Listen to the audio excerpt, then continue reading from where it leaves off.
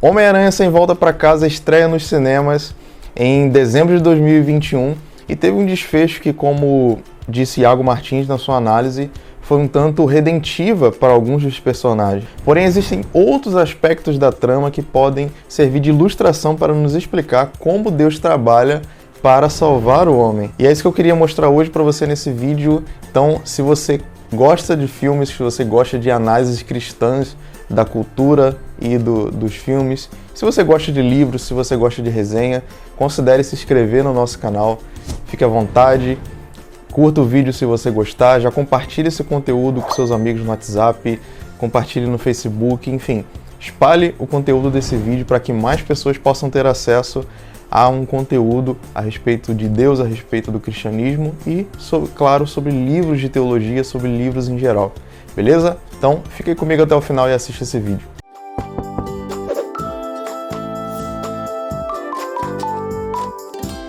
Só que antes eu queria fazer um alerta para você. Se você ainda não assistiu o filme, vão ter algumas coisas aqui que eu vou falar que pode dar spoiler a respeito do filme. Então, já esteja avisado. Se você não assistiu o filme e não quer ter spoiler, cara, não assiste.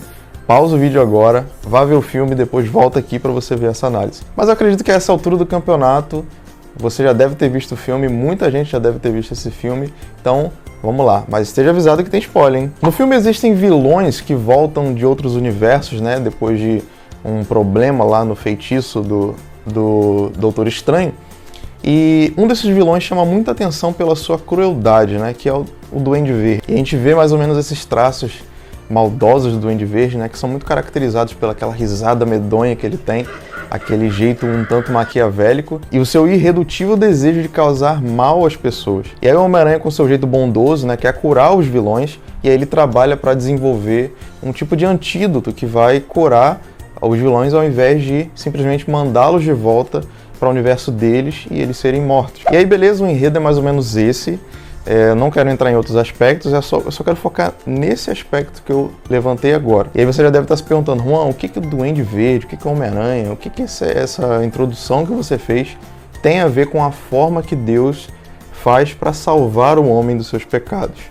Vamos lá. Não sei se você percebeu, mas existem muitos paralelos que a gente pode usar como ilustração. Veja, eu estou falando ilustração, não estou falando que se parece, não estou falando que é assim que Deus faz, não. Estou usando uma ilustração para te explicar, tá? Quando a gente olha o que a Bíblia diz sobre a antropologia, ou seja, sobre quem é o homem, a gente consegue ver alguns paralelos com essa situação que aconteceu no Homem-Aranha. A Bíblia é clara em dizer que o estado do homem pós-queda é um estado de extrema aversão a Deus e de maldade. Já em Gênesis a gente vê o relato da primeira morte registrada na Bíblia, que no caso foi um acontecimento entre entes queridos, ou seja, um irmão matou o outro. Então foi um caso assim, muito cruel entre familiares. Após a queda a gente vê a própria palavra de Deus descrevendo o que se tornou o homem pós-queda, ali quando ele vai falar antes do dilúvio, quando ele vai desenvolver ali os motivos do qual ele vai enviar o dilúvio para destruir a terra. E Deus fala o seguinte, Gênesis 6, do 11 ao 12. A terra se perverteu diante de Deus e encheu-se de violência. Deus observou a terra e viu a que ponto a perversão havia chegado toda a humanidade com suas práticas malignas.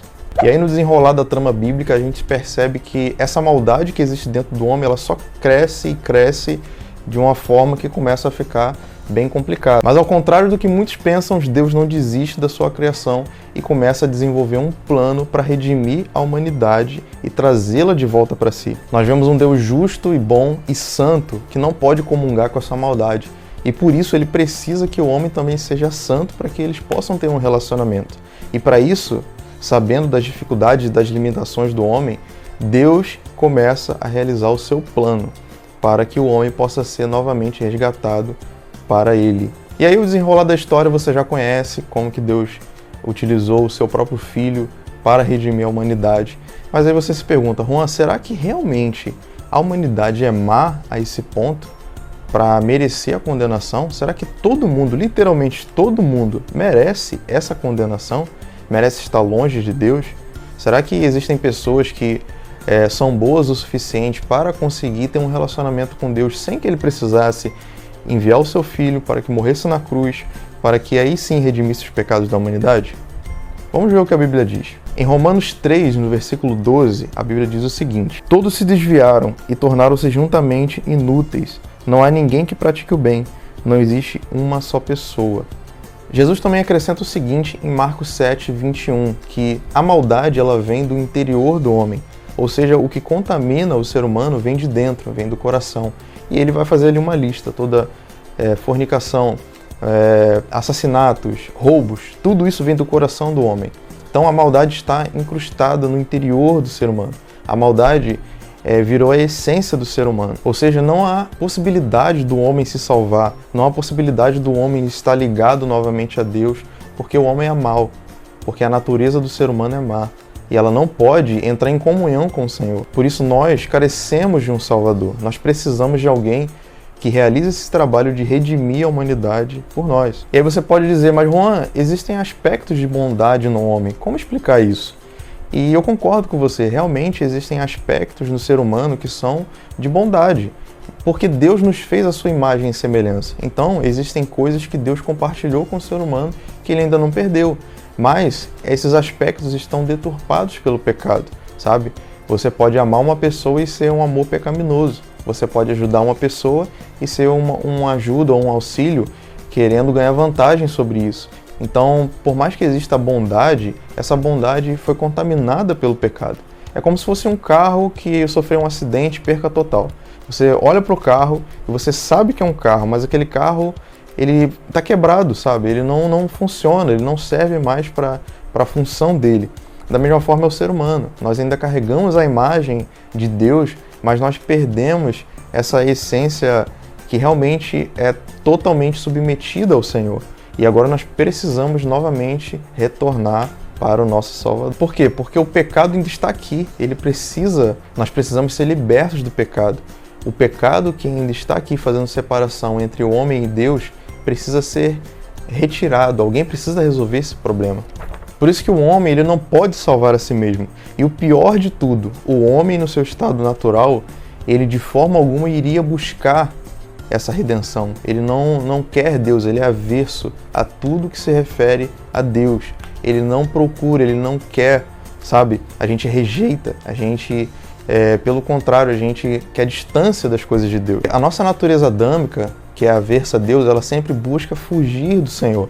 Como Adão fez no Éden, né? A presença santa de Deus chegou no jardim e Adão se escondeu, ele fugiu, sabe? Ele teve medo.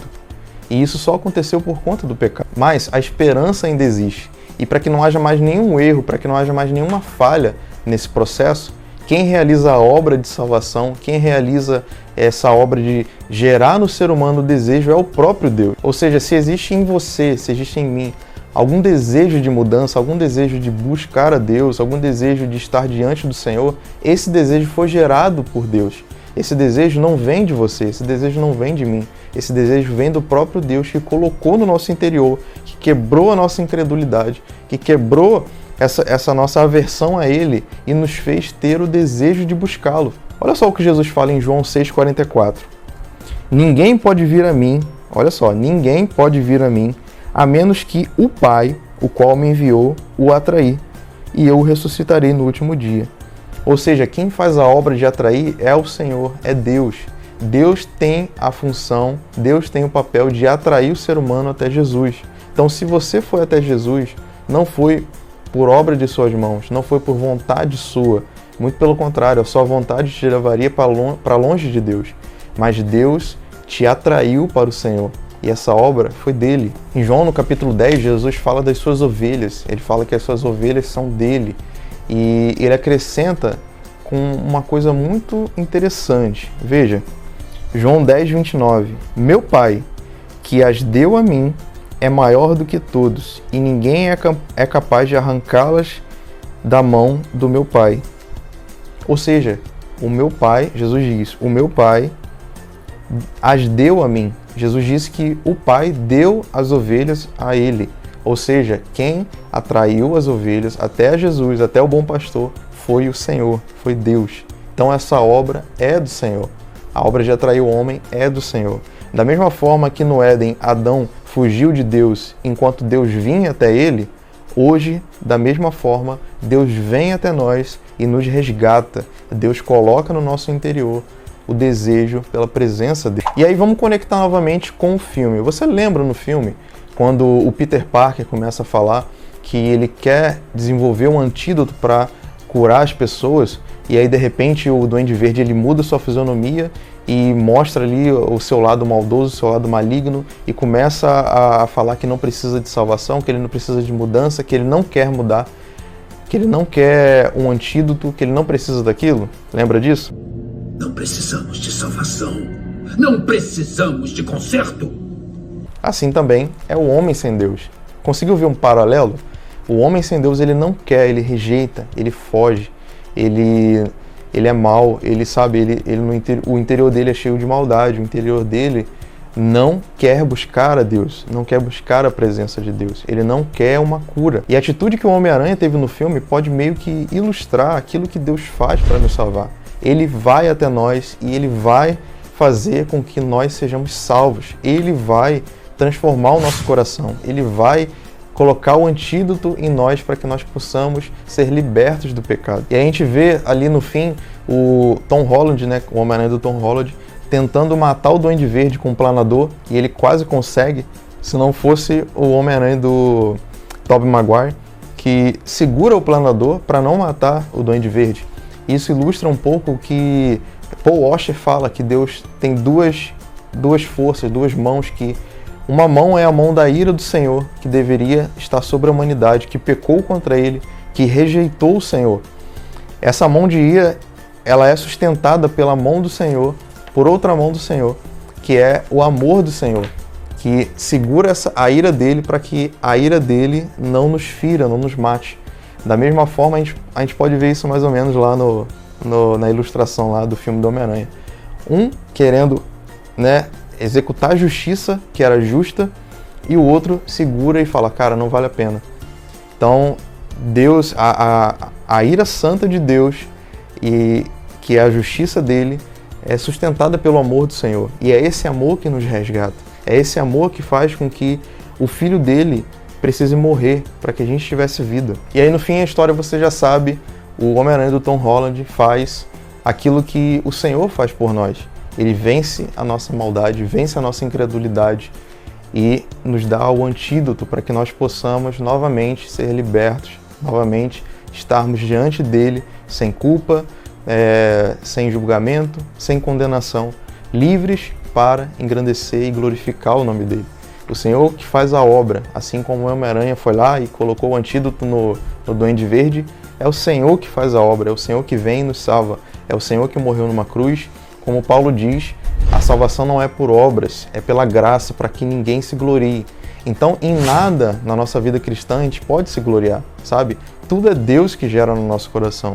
Deus gerou a fé no nosso coração, Deus que faz a mudança no nosso coração. É por isso que a Bíblia diz em Hebreus, no capítulo 12, versículo 2, que é Deus que é o autor e o consumador da nossa fé. A fé é originada em Deus e ela é consumada em Deus. Deus gera fé, Deus consuma a fé. Por isso que Paulo vai dizer que é Deus que gera o querer e o efetuar segundo a sua boa vontade. Então, quando você quer alguma coisa, quando você quer a Deus, é Deus que gerou. Quando você efetua, quando a sua fé é consumada, foi Deus que consumou também. Então, toda obra vem do Senhor para que a gente não se glorie. E da mesma forma que o Homem-Aranha lutou e buscou salvar o Duende Verde, da mesma forma o Senhor trabalha e busca nos salvar, e a obra é dele, a obra vem dele. Nós só precisamos nos deleitar no Senhor e agradecer pela sua imensa misericórdia. A obra não vem do ser humano, a obra vem do Senhor, porque dele, por ele e para ele são todas as coisas. Romanos 11, 36. Se você gostou desse vídeo, não esqueça de compartilhar com o máximo de pessoas que você puder, para que elas possam ter acesso à palavra do Senhor, para que elas possam conhecer um pouco mais daquilo que Deus fez por nós. Obrigado por você que assistiu até aqui, se inscreva no canal, curta o vídeo se você gostou, não deixe de deixar também o seu comentário sobre tudo isso que foi dito no vídeo. Você concorda? Você discorda? Diz aí, eu quero saber o que você acha. Um grande abraço a todos e até a próxima.